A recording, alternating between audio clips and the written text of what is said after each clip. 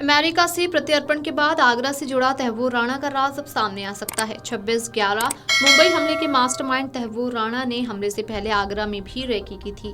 वे अपनी पत्नी के साथ आगरा आया था, बालूगंज के एक होटल में रुका था। सुरक्षा एजेंसियों ने वर्ष 2011 में रिकॉर्ड खंगाला था, मगर पुख्ता साक्ष्य नहीं मिल सके थे।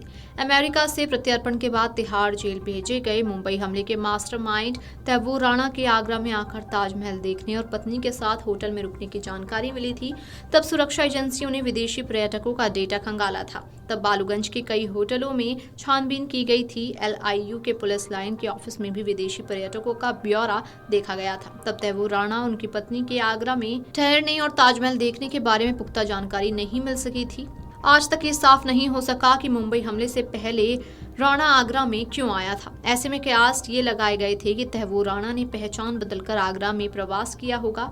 अब उनके भारत में आने के बाद NIA सहित अन्य सुरक्षा एजेंसियों की पूछताछ में कुछ राज सामने आ सकते हैं। 26 नवंबर 2008 को मुंबई में हुए आतंकी हमलों के सरगना और पाकिस्तानी मूल के आतंकी तैमूर राणा को तमाम कानूनी लड़ाई लड़ने के बाद भारत लाया गया है। इसके पीछे बेशक भारत सरकार, उसकी कूटनीति ने काम किया, लेकिन अमेरिकी अदालतों में सरकार का मजबूती और तार्किकता के साथ पक्ष रखने में जिस शख्स की सबसे अहम भूमिका रही, वे हैं सुप्रीम कोर्ट के वरिष्ठ क्रिमिनल लॉयर दयान कृष्ण।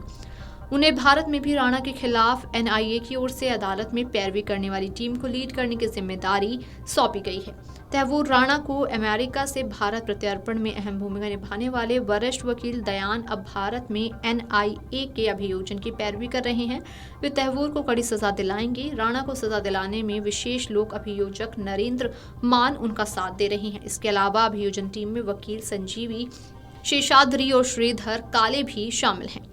बता दें कि तैमूर राणा गुरुवार को भारत लाया जा चुका है। NIA अदालत ने उसे 18 दिनों की कस्टडी में भेज दिया है। तैमूर राणा को गुरुवार विशेष विमान से अमेरिका से दिल्ली लाया गया था। राणा को भारतीय अधिकारियों को US मार्शल ने सौंपा था। इस बीच तैमूर राणा के भारत प्रत्यर्पण के बाद राजनीतिक पार्टियों में इसका श्रेय लेने की होड़ लग गई है। जहां एक तरफ कांग्रेस का कहना है कि तैमूर राणा को भारत लाने की प्रक्रिया की शुरुआत कांग्रेस के नेतृत्व वाली UPA सरकार ने की थी और इसे रणनीतिक रूप से आगे बढ़ाया। NDA सरकार ने इस मामले में कुछ नहीं किया, तो वहीं दूसरी तरफ BJP ने इसके जवाब में कहा कि कांग्रेस ने आतंकियों को सजा देने के लिए कुछ नहीं किया। तैमूर राणा को लेकर छिड़े क्रेडिट वॉर पर कपिल सिब्बल ने कहा कि UPA सरकार के दौरान ही NIA का गठन हुआ था। उस समय चिदम्बरम होम मिनिस्टर थे। हेडली और तैमूर राणा के खिलाफ एक केस रजिस्टर हुआ था।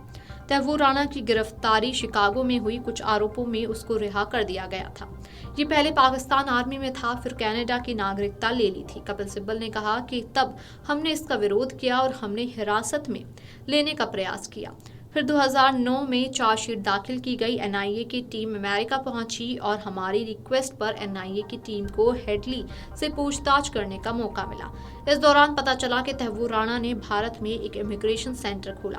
तैमूर राणा ने तब कहा कि हेडली इसके हेड होंगे।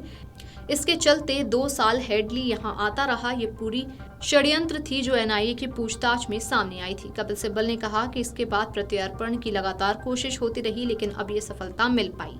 UPA सरकार और मौजूदा सरकार दोनों की कोशिशें रही कि आज तैमूर राणा भारत लाया जा सका है। Video desk amarujala.com।